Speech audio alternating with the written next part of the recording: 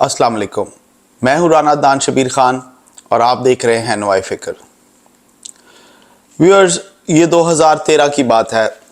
मैंने brand new civic ख़रीदी और मैं उस वक़्त चिको डाउनटाउन में कोल्ड स्टोन क्रीमरी पे काम करता था। कोल्ड स्टोन क्रीमरी जो है वो क्रॉस स्ट्रीट के ऊपर है, सेकंड स्ट्रीट और ब्रॉडवे स्ट्रीट के ऊपर, जिसे हम देसी ज़बान में कहते हैं कि कॉर्नर वाला प्लॉट है। और उसके जो कॉर्नर बनती है दोनों साइडों पे बड़ी बड़ी विंडोज़ थी और वो आप दूर तक देख सकते थे। मैं उस दिन सुबह काम पे गया, मैंने गाड़ी सड़क पे पार्क की और आकर स्टोर खोलने की प्रेपरेशन शुरू कर दी। इतने में मैं क्या देखता हूँ कि बहुत दूर से प्रोटेस्टर्स दोनों साइडों पे रोड के आ रहे हैं और उन्होंने प्ले कार्ड्स उठाए हुए हैं और वो विसल्स बजा रहे हैं और बैनर्स उठाए हुए हैं उन्होंने, और वो सड़क की दोनों साइडों पे ऐसे चलते हुए आ रहे हैं। मैं एकदम खौफज़दा हो गया और मैंने कहा, ओ खुदाया मेरी गाड़ी, और मैं बाहर की तरफ भागा और मैं जब गाड़ी के करीब पहुंचा तो मैं शर्मिंदा भी हुआ और मेरी अपने आप पे हंसी भी निकल गई कि यार मैं पाकिस्तान में नहीं हूँ, ये अमेरिका है, यहाँ कोई गुल्लू बट नहीं है। वो लोग अपने नारे लगाते हुए, अपने स्लोगन्स लगाते हुए सड़क के दोनों साइडों पे चलते हुए आए, और जब वो जिसे आप क्रॉस स्ट्रीट पे पहुँचे तो दो लोग बाहर निकले, उनके हाथ में स्टॉप साइंस थे। उन्होंने ट्रैफिक को रोका और ट्रैफिक को रोकने के बाद उन्होंने वो रोड क्रॉस की। वो तकरीबन 100-200 के करीब लोग थे, औरतें और मर्द, बूढ़े, बच्चे। और फिर वो एक ग्राउंड में डाउनटाउन में इकट्ठे हुए। वहाँ पे उन्होंने तकरीरें की और अपने कॉज के बारे में, जिस कॉज के लिए भी वो आए हुए थे, और उसके बाद वहाँ से वो डिस्पर्स हो गए। मैं थोड़ा सा आपको वापस लेके जाता हूँ जनरल ज़िया के दौर में।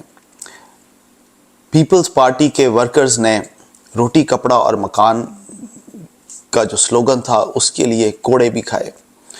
और मैं ख़ुद ज़ाती तौर पर ऐसे लोगों को और ऐसी फैमिलीज़ को जानता हूँ जिनका एक ही बेटा वही कमाऊ पूत था और उनको अंडरग्राउंड होना पड़ा, और पीछे फैमिलीज़ जो है उन्होंने फाके भी काटे इस रोटी, कपड़ा और मकान के कॉज के लिए।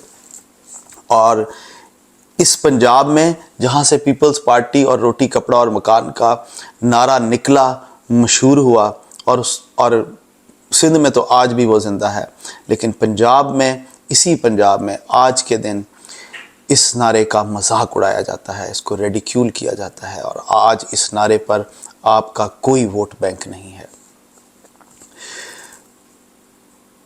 उन लोगों ने जिन्होंने वो जानें दी, कोड़े खाए, उनका कोई नंबर किसी को याद है कि वो कितने थे? कितने लोगों ने कोड़े खाए? किसी को याद है कि उनमें से किसी एक का नाम याद हो? आप में से अपने बारे में सोचिएगा। मोहतरमा बेनज़ीर भुट्टो की शहादत हुई, पॉलिटिकल वर्कर वहाँ मौजूद थे लियाकत बाग में। क्या किसी को याद है कि मोहतरमा बेनज़ीर भुट्टो के अलावा कितने लोग वहाँ पे शहीद हुए? 23 पीपल वर किल्ड। किसी को किसी एक का नाम याद है? किसी का नाम याद रखना तो बड़ी बात, मतलब कि उसकी फैमिली को लुक आफ्टर करना तो बहुत बात की बात है। किसी को नाम भी याद है? तहरीक लब्बैक पाकिस्तान पे आते हैं। अप्रैल 2021 2 पुलिस वाले शहीद हुए और 340 के करीब इंजर्ड। किसी को याद है कि वो 2 पुलिस वालों के नाम क्या थे? या कोई कौन उनकी फैमिलीज़ को, अगर उनके वालिदैन बूढ़े हैं, उनको कोई लुक आफ्टर कर रहा है, उस बेवा को कोई लुक आफ्टर कर रहा है, यतीम बच्चों को कोई लुक आफ्टर कर रहा है? 20 अप्रैल को उसी प्रोटेस्ट की कंटिन्यूटी के अंदर 2 प्रोटेस्टर भी मरे।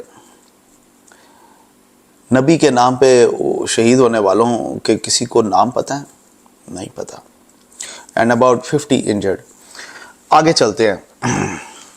हाँ, एक चीज़ और बता दूं कि तकरीबन 30 के करीब गाड़ियां जो हैं वो गुल्लू भट्ट जैसे लोगों ने جو کہ نبی کے غلام اپنے آپ کو کہتے تھے، انہوں نے عام لوگوں کی 30 کے قریب گاڑیوں کو جلا دیا، توڑ دیا اور جلا دیا.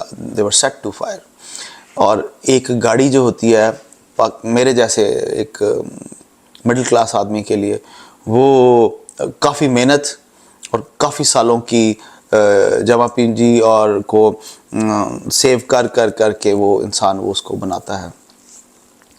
ماڈل ٹاؤن انسیڈنٹ، کسی کو یاد ہے کتنی ڈیتھس ہوئی تھیں؟ کسی کو نہیں یاد. 17 ڈیتھس ہوئی تھیں اور ایک خاتون ان میں پریگننٹ تھی اور وہ خاتون اور اس کا بچہ شہید ہو گیا. آگے چلتے ہیں. مجھے کیوں نکالا کہ جب ریلی چلی اور جب تحریک چلی تو میاں نواز شریف صاحب کی گاڑی کے نیچے ایک بچہ آ کے شہید ہوا. کسی کو نام پتہ ہے؟ کسی کو اس کی شکل یاد ہے؟ کسی کو اس کی تصویر یاد ہے؟ کسی کو نہیں یاد.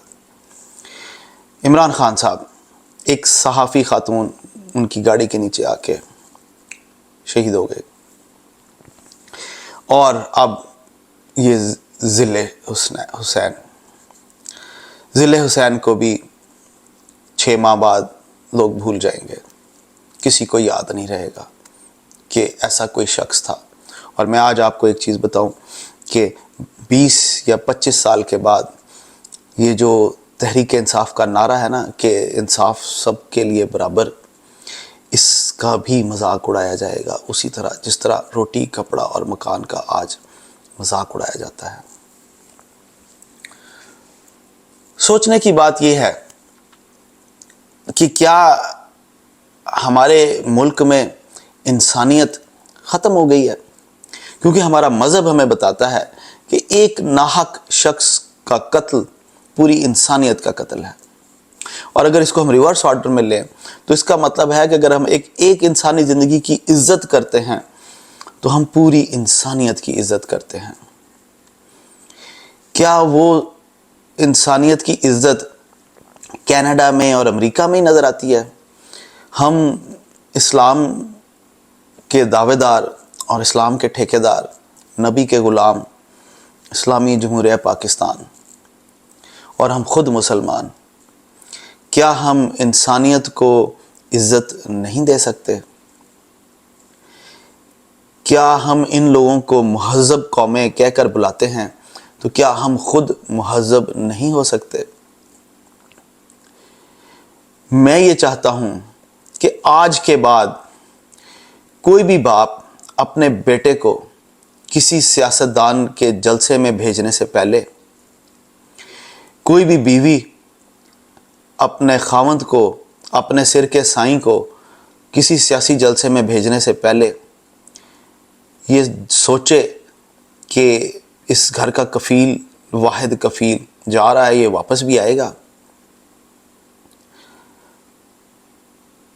یہ ایک انتہائی دکھ بھری کہانی میں نے سم اپ کرنے کی کوشش کی ہے. آپ اس پہ کیسے سوچتے ہیں؟ آپ اس کے بارے میں کیا رائے رکھتے ہیں؟ میرے ساتھ کمنٹس میں شیئر کریں اور پھر ہم اس ڈسکشن کو شاید آگے لے کر بھی چلیں. میں آپ سے پروفیسر اشفاق احمد کی اس دعا کے ساتھ اجازت لوں گا. اللہ آپ کو آسانیاں نصیب فرمائے اور آسانیاں تقسیم کرنا نصیب فرمائے. السلام علیکم.